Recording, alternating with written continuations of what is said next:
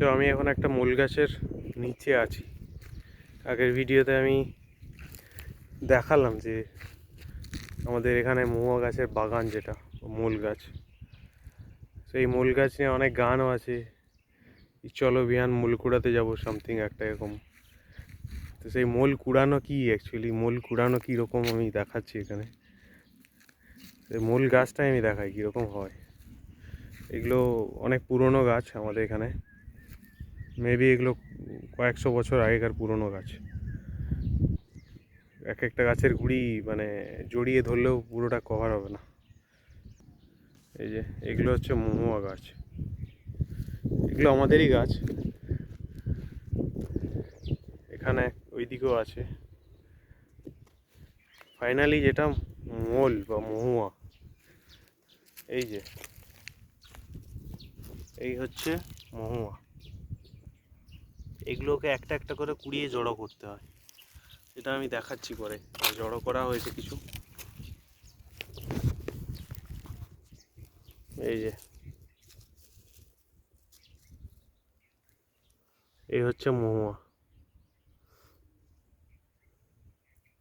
এগুলো শুকোলে এই যে এরকম হয়ে যায় কিশমিশের মতো। আর এটার যে কুড়ি, সেটা হচ্ছে এই যে এটা, যেটাকে আমরা কচ বলি। এগুলোর থেকেই ফুলটা খসে পড়ে যায় নিচে, এটা অ্যাকচুয়ালি ফুল, আর এটার থেকে আবার ফল হবে এখানে।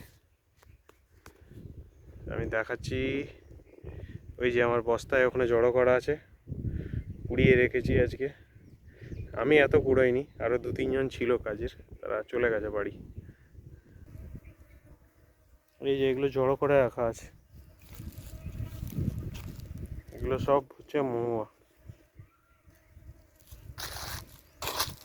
এই যে পুরো ভরে আছে।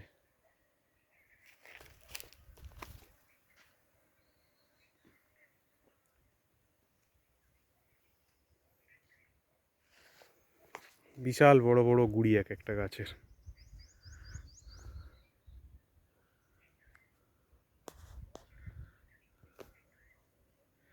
পলাশ ফুল ফোটেনি এবছরে, আমারও খারাপ লাগছে। এই যে এখানে একটা পলাশ গাছ আছে, এটা প্রত্যেক বছর আমি পলাশ ফুল ফোটে ভরে যায় পুরো, ছবি তুলি অনেক। তো এবারে জানি না কোনো দিকই গাছে কোথাও ফুল ফোটেনি।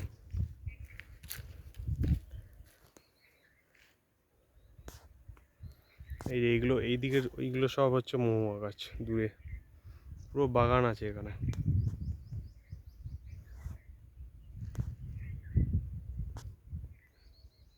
চলো পরে আবার অন্য কিছু দেখাবো, আমাদের গ্রামের প্রাকৃতিক সৌন্দর্য।